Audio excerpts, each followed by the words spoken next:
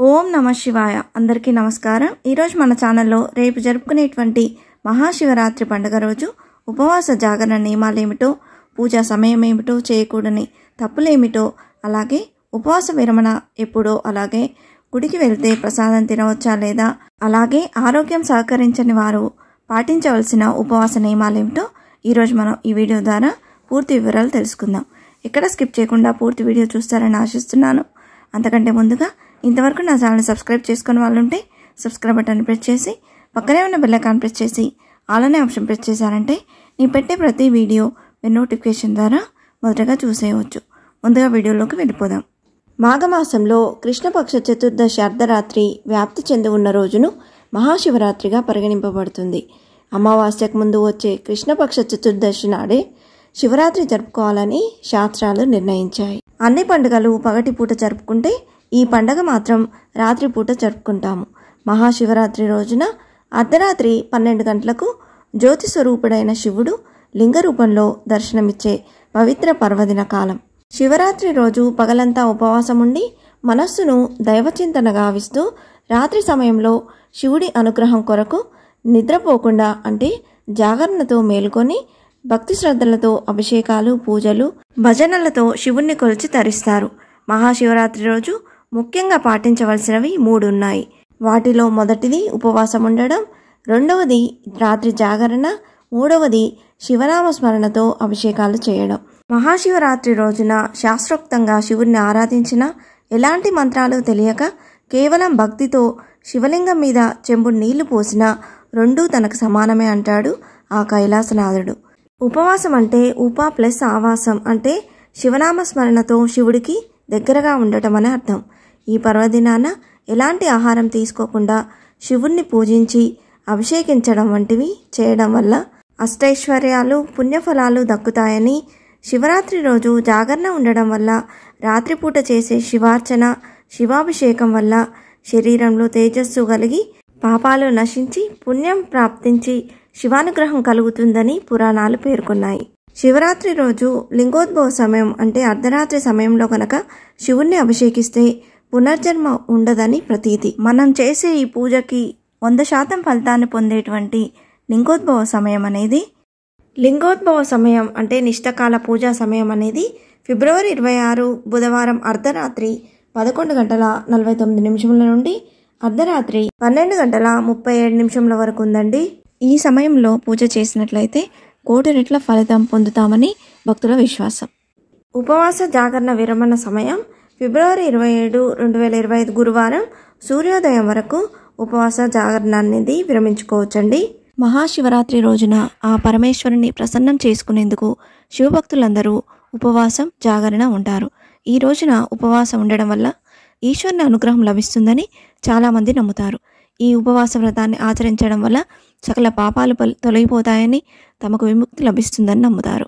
తాము కోరుకున్న వరుడు కావాలనుకునే స్త్రీలందరూ మహాశివరాత్రి వ్రతాన్ని తప్పనిసరిగా పాటించాలని పండితులు చెబుతున్నారు. మహాశివరాత్రి రోజు ఉపవాసాన్ని పాటించేవారు మాంసాహారం, మద్యం జోలికి వెళ్ళకూడదు. పాలు, పండ్లు స్వీకరించవచ్చు. మహాశివరాత్రి రోజు ఖచ్చితంగా జాగరణ ఉండాలని, ఇలా చేయడం వల్ల భక్తుల కోరికలన్నీ నెరవేరుతాయని చాలామంది నమ్ముతారు. ఈ జాగరణ సమయంలో శివపురాణాన్ని పఠించాలి. అనంతరం మహామృత్యుంజయ మంత్రం లేదా శివుని పంచాక్షర మంత్రాన్ని ఓం నమ శివాయ జపించాలి. మహాశివరాత్రి పర్వదినాన ఉదయం 5 గంటలకే నిద్రలేచి శుచిగా తలస్నానం చేసి పూజా మందిరాన్ని, ఇంటిని శుభ్రం చేసుకోవాలి. గుమ్మానికి తోరణాలు, పూజా మందిరాన్ని ముగ్గులు, రకరకాల పుష్పాలతో అలంకరించుకోవాలి. తెలుపు రంగు బట్టలను ధరించి శివుని పటాలు, లింగాకార ప్రతిమలకు పసుపు కుంకుమలు పెట్టి పూజకు సిద్ధం చేసుకోవాలి. మారేడు దళములు, తెల్లపూల మాలతో బోలాశంకరుడి అలంకరించి పొంగలి, బూరెలు, గారెలు, అరటి, జామకాయలను నైవేద్యంగా సమర్పించాలి. మనకు తాహతుకు తగ్గట్టు నైవేద్యం సమర్పించాలి. పూజ సమయంలో శివాష్టోత్తరం, శివ పంచాక్షరి మంత్రములను స్తుతిస్తే అష్టైశ్వర్యాలు, మోక్ష మార్గాలు సిద్ధిస్తాయని పండితులు చెబుతున్నారు. అదేవిధంగా నిష్ఠతో ఉపవాసం ఉండి శివ సహస్రనామము, శివ పురాణము, శివారాధన పారాయణం చేసేవారికి మరో జన్మంటూ లేదని శాస్త్రాలు చెబుతున్నాయి. శివరాత్రి సాయంత్రం 6 గంటల నుంచి మరుసటి రోజు ఉదయం 6 గంటల వరకు శివపరమాత్మ స్తోత్రములతో ఆయన పూజ చేసిన వారికి కైలాసవాసం ప్రాప్తిస్తుందని పండితులు చెబుతున్నారు. ఉపవాసం అంటే మనసును శివుడికి దగ్గరగా ఉంచడమని వేద పండితులు పేర్కొంటున్నారు. ఆదిదేవుడికి దగ్గరగా మనస్సును ఉంచాలంటే శివధ్యానం చేయాలి. శివధ్యానం చేస్తే శివానందం కలుగుతుంది, శంకరుని అనుగ్రహం లభిస్తుంది. శివధ్యానం చేయాలంటే రోజంతా మేల్కొని ఉండాలి. మేల్కొని ఉండాలి అంటే పొట్టను ఖాళీగా ఉంచాలి. కాబట్టి ఎంతో నియమనిష్టలతో ఉపవాసం ఉండి మహాదేవుణ్ణి ధ్యానించాలి. వాస్తవానికి మహాశివరాత్రి నాడు శివధ్యానంలో ఉన్న భక్తులకు ఆకలే వేయదట. కానీ ఈ కాలంలో బీపీ, మధుమేహం లాంటి వ్యాధులు చాలామందిని బాధిస్తుండడంతో కొద్ది మొత్తంలో అల్పాహారాన్ని తీసుకోవడానికి మొగ్గు చూపుతున్నారు. ఇలా చేయడం అపచారమే అయినా తప్పదు. ఆరోగ్యమే మహాభాగ్యం అంటారు. శివుడు కూడా తన భక్తుల ఆరోగ్యంగా ఉండాలని భావిస్తాడు. కాబట్టి చిన్న చిన్న రోగాలతో బాధపడే వాళ్ళు తప్పనిసరి పరిస్థితుల్లో అల్పాహారం తీసుకోవడం తప్పదు. అల్పాహారం అంటే కేవలం పండ్లు మాత్రమే తీసుకోవాలి. ఈ కాలంలో దొరికే అనాస, ద్రాక్ష, జామ వంటి పళ్ళను తీసుకోవచ్చని చెబుతున్నారు. శివరాత్రి రోజు ఉపవాసం, జాగరణ చేయడం వల్ల సకల సంపదలు చేకూరుతాయని, అలాగే అనుకున్న కార్యాలు నెరవేరుతాయని భక్తుల విశ్వాసం. శివరాత్రి మొత్తం శివనామంతో ఓం నమ శివాయ అనే పంచాక్షరి మహామంత్ర జపం స్మరణతో జాగరణ మీలో నిక్షిప్తమై ఉన్న అనంతమైన శక్తిని జాగృతం చేస్తుంది. శివరాత్రి మర్నాడు ఉదయం శివాలయాన్ని దర్శించి ప్రసాదం తీసుకొని ఇంటికి వచ్చి భోజనం చేసి ఉపవాస వ్రతం ముగించాలి.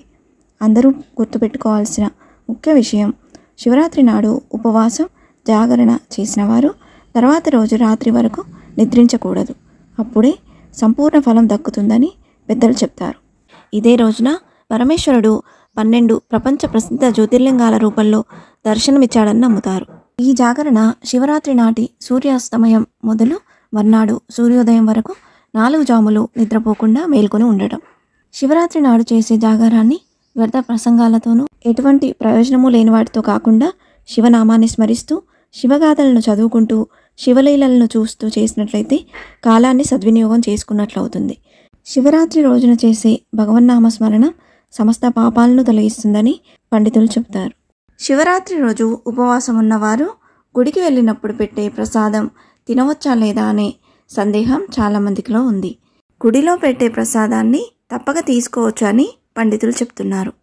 అందరూ గుర్తుపెట్టుకోవాల్సిన ముఖ్య విషయం, శివరాత్రి నాడు ఉపవాసం, జాగరణ చేసిన వారు తర్వాతి రోజు రాత్రి వరకు నిద్రించకూడదు. అప్పుడే సంపూర్ణ ఫలం దక్కుతుందని పెద్దలు చెప్తారు.